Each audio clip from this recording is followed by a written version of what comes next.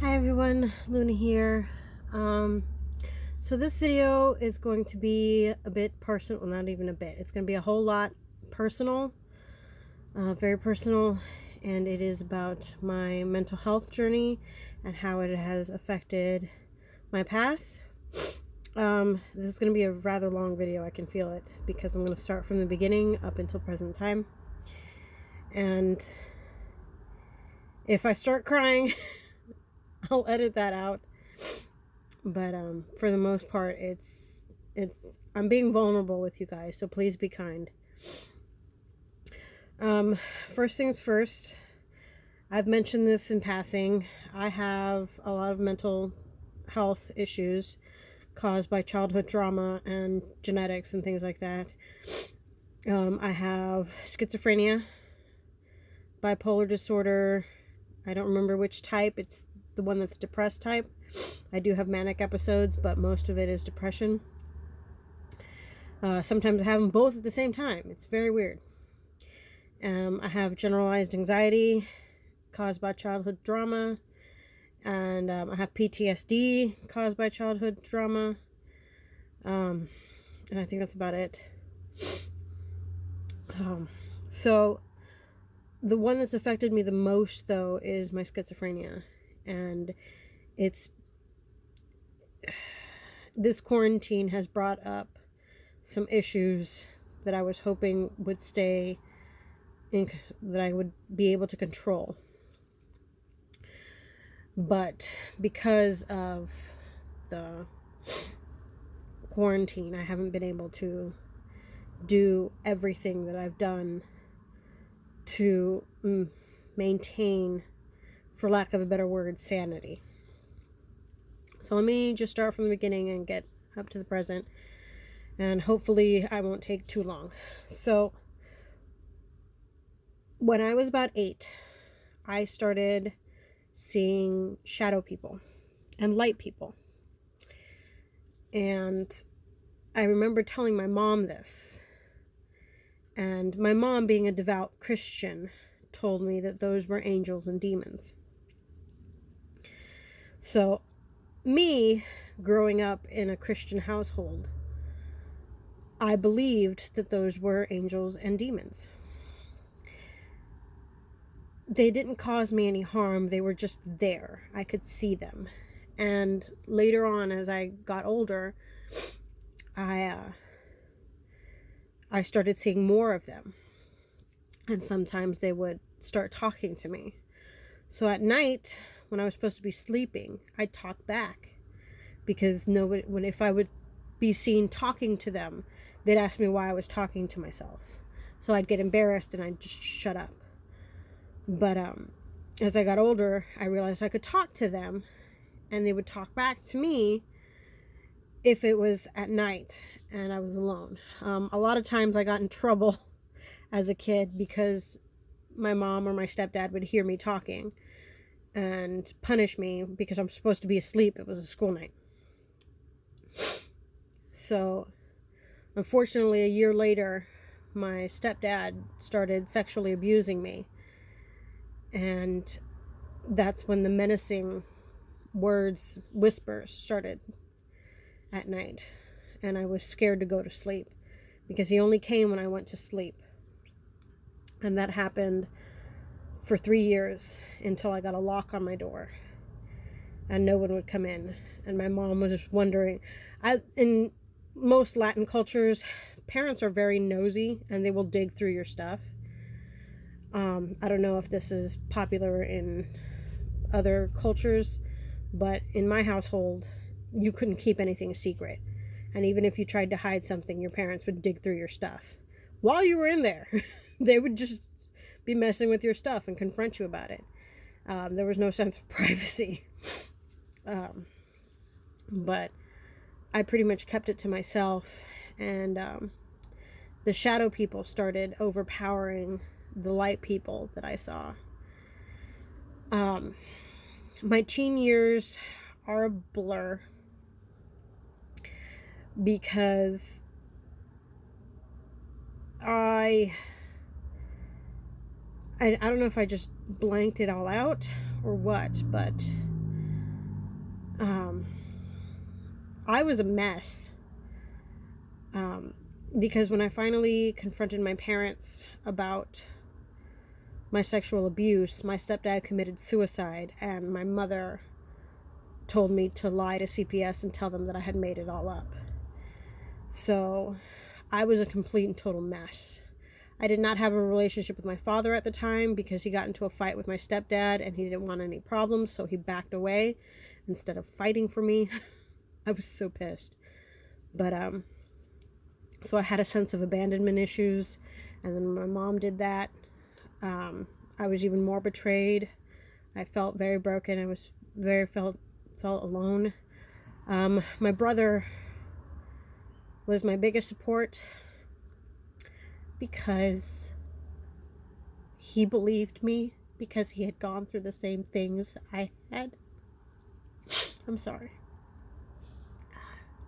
He had gone through the same things I had, and our bond became better because of it. I'm not very close with my family. I think that has a lot. I've forgiven my family. I've confronted my parents, and they have said, I'm sorry. I thought I was doing the right thing. I'm sorry I made a mistake. They have said that. But it still hurts if I remember it. It still hurts. But everybody has asked for forgiveness, and everyone has admitted that they made a mistake. So I forgave them, and I still love them. But because of it, our bond isn't strong. The closest thing to a father figure I have is my brother. He took care of me, and he was a pain in my ass in high school, but to be fair, I used to sneak out. I used to do drugs. I used to just go to parties, come back at like 2:00 in the morning. I had a curfew that was actually midnight, but I'd be home by 10. I usually came home by 10, unless it was a party or something. They gave me a cell phone and everything, but so my teen years are a blur because I tried to find other things to drown everything out, but I was a mess. I had a very loving, caring boyfriend named Chris, but I messed that up with my messiness. And then I met Justin, who's my ex-husband and whom I live with right now, a year after that, my sophomore year, and we got together near the end of the school year in May. And he understood. He went through a lot of the stuff I did. He didn't come from a very stable household either. But we struggled a lot because he was an alcoholic and I had so many mental issues that went unchecked. If I was scared, I'd throw a tantrum. I'd shut down. If I was manic and had full of energy and really excited, really happy, I'd just destroy the place. Like I'd start a project and be like, ooh, squirrel.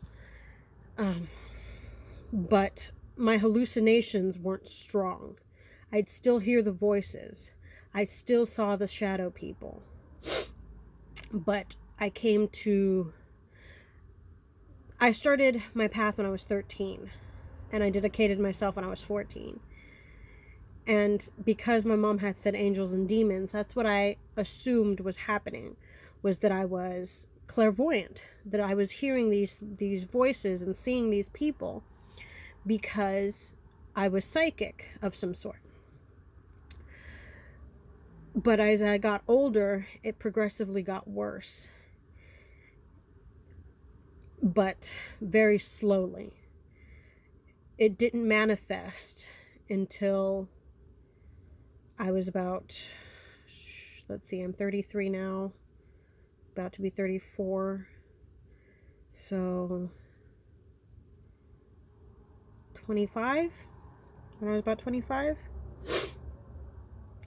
My depression was very bad.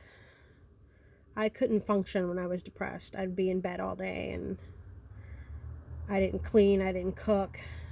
My poor husband did everything for me. And I know how much that frustrated him.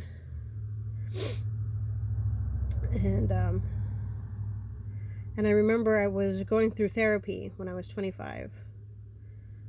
I was going through therapy in we were living in a really small town in Iowa, in a little clinic. And I remember the therapist asking if I wanted to be hospitalized so I could deal with my traumas and I could deal with my hallucinations.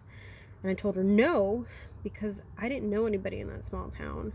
I didn't have anybody to watch my kids while Justin was at work. And we just left it at that. I stopped going. When I was pregnant with my son, and we were homeless and we moved back to Texas, the hallucinations were getting worse, but while I was pregnant, they kind of stabilized. But I spent, mostly because the pregnancy symptoms overpowered any other mental health issues I had. I was sick all the time. My pregnancies were horrible. I was always in a lot of pain. I was always sick. I had morning sickness, morning, noon, and night, all through the entire pregnancy. I was never, after 4 children, I was never happily glowing, beautiful. No, I was miserable. I had horrible allergies, and horrible morning sickness, and horrible pain. I was just a mess. And pregnancy took a toll to my body, and I couldn't handle it. But after my son was born, a couple of months later, we moved into public housing. And while we were living in the projects, I guess I became overwhelmed with 4 children. Even though a friend of mine, because Justin and I had a polyamorous relationship. So she was like my sister wife. She lived with us and her daughter. And even though I had some assistance when she was around, because I didn't work, I just homeschooled the older kids, my symptoms got worse. She noticed that something was off because I would just start rambling about something. And then one night I just disappeared. And this was back in 2012. Yes, because my son was only a couple months old. I disappeared into the night. She woke up and noticed I was gone and stayed in the living room and waited for me until I got back. And when I got back, I was holding a piece of glass and I was covered in scratches and cuts. And I was barefoot and still in my pajamas. And she asked me what happened, where I had gone, and I couldn't answer her. I was in a state, I don't remember a lot of it. I don't know what happened. There are times where I black out and I don't know what happens. That's the best I can tell you, is I don't know what happens. And she's like, we need to go somewhere. And I was like, okay, let's go somewhere. I like going places. So she let Justin know what was happening. And I asked if we were going to eat somewhere. And she's like, no, we're going somewhere special. And she took me to the hospital. And I was a little confused because I had no idea what was going on. And that was the first time that I was admitted. And I don't remember much of anything. I do remember that I had a panic attack in the middle of group one day, and I was hearing the voices screaming in my head, telling me to die and to kill, because I was hearing voices that...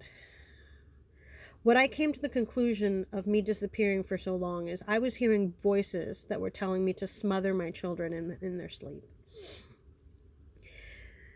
And I was hearing those same voices, except telling me to smother my roommate in their sleep. And that I was evil. And that I deserved to die. And I remember being in group one day. And I started screaming, and I rolled up the folder that they gave me, and I was just hitting myself in the face and punching myself in the head, and I had to be restrained.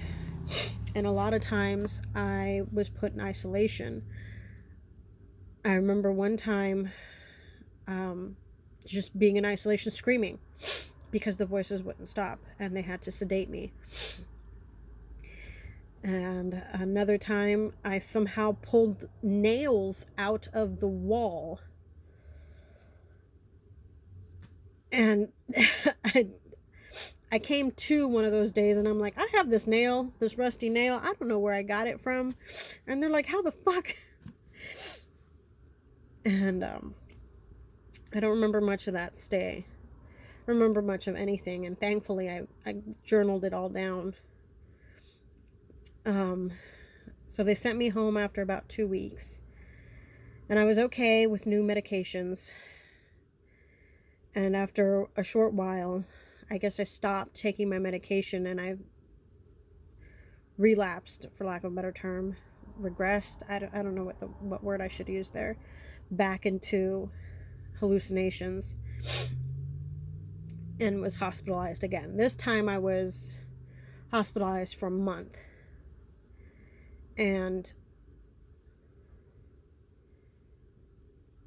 I was still having the hallucinations of killing my family, and seeing these shadow people, and seeing these light people, and just seeing these eyes staring, just eyeballs staring at me. And it was incredibly exhausting, because sometimes I couldn't sleep. I had nightmares. I was having flashbacks of childhood traumas. And so I did tell, when they asked me, I did tell the nurses and the techs what I was hearing. And because a lot of it was to hurt my family, CPS was called.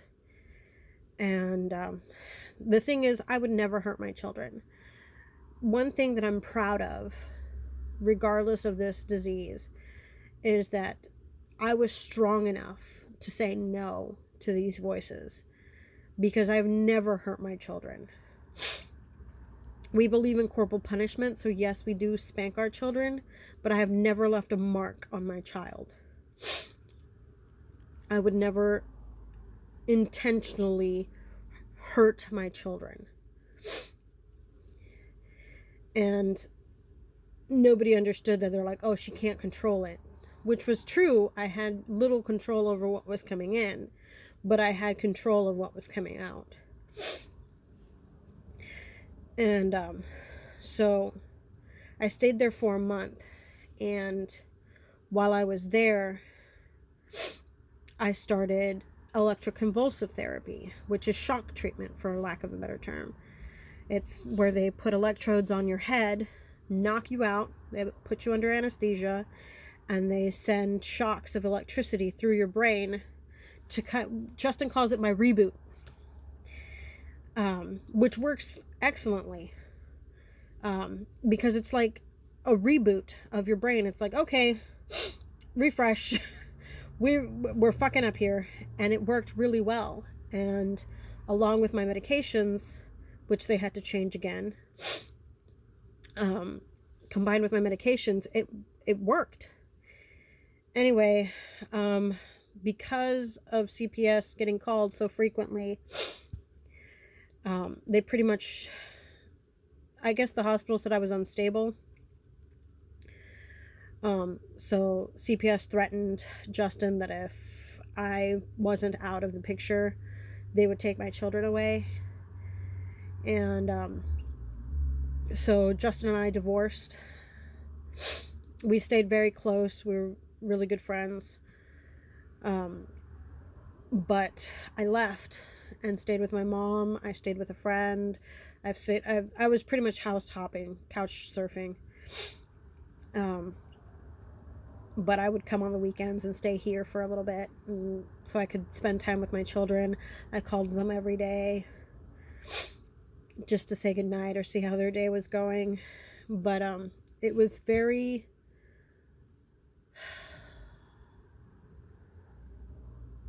I felt worthless. I felt broken. And it hurt a lot that nobody quite understood where I was coming from, because these hallucinations were so bad sometimes.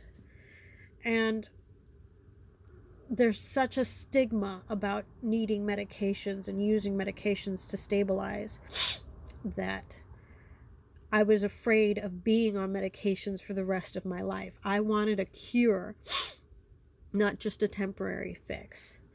So when I started feeling better, my dumbass would be like, oh, I don't need to take these anymore. But for some reason, like I said, I was a dumbass. It didn't occur to me that the reason things were getting better was because I was taking my medications. And I've been through Prozac, Zoloft, lithium, Seroquel. Right now I'm on Latuda, gabapentin, and olanzapine, which I think is Zyprexa. But I've been on a lot of medications for the depression and for the psychosis. And it's taken me years to get to where I am now. The problems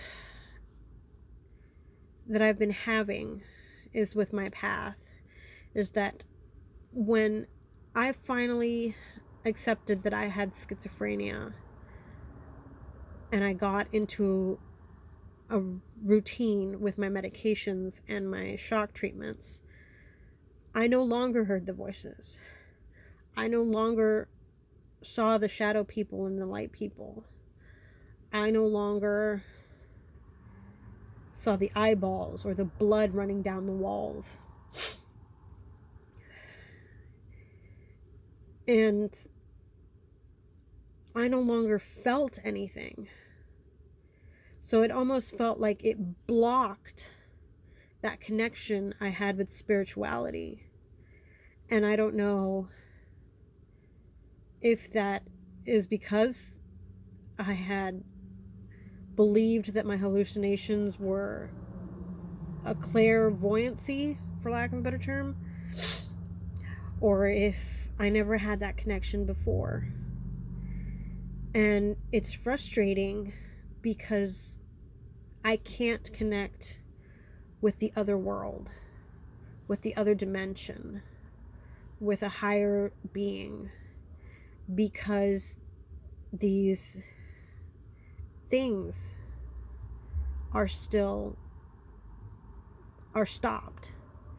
And it's incredibly frustrating because I feel detached.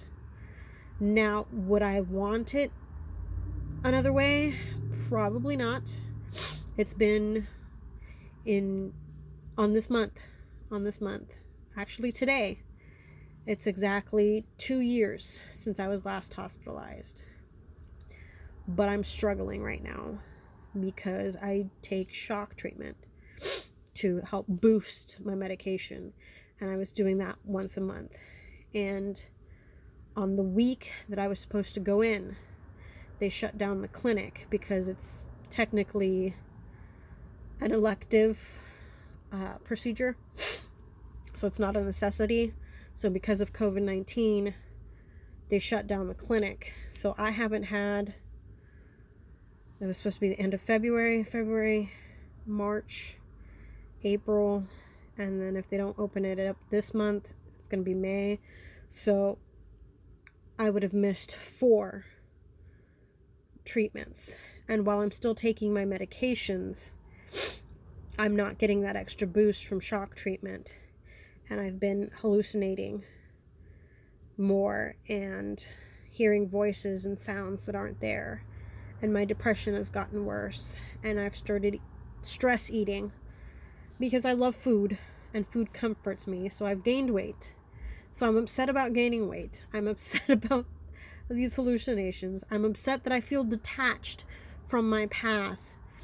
And it is incredibly frustrating and exhausting. And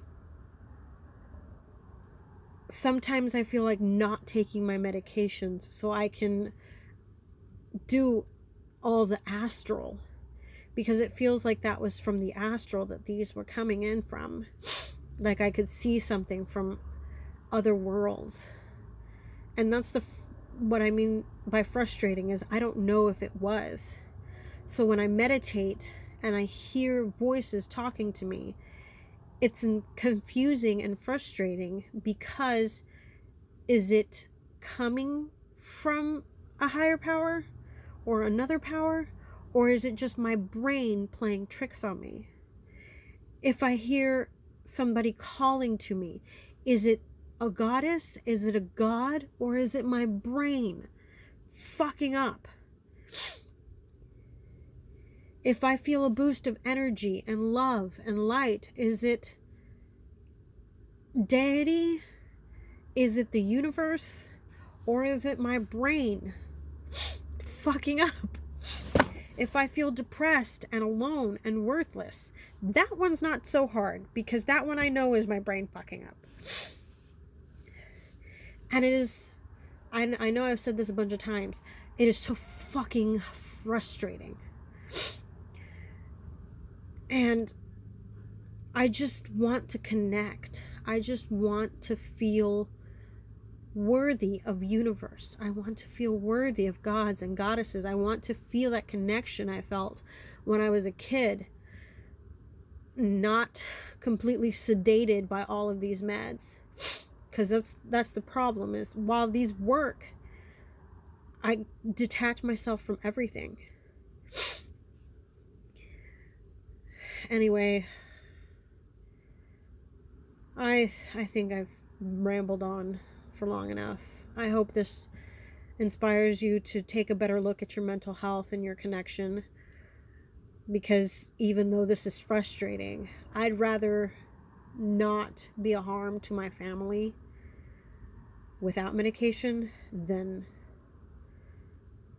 be a little detached with medication and still in control and be a loving mother to my children. I'd rather be a loving mother to my children, a little bit zombie, but still a loving mother, than psychotic and unable to relate to the real world. Because it got scary sometimes. I was hospitalized 2 years ago, and I was screaming in the hallway because I believed there was blood running down the walls.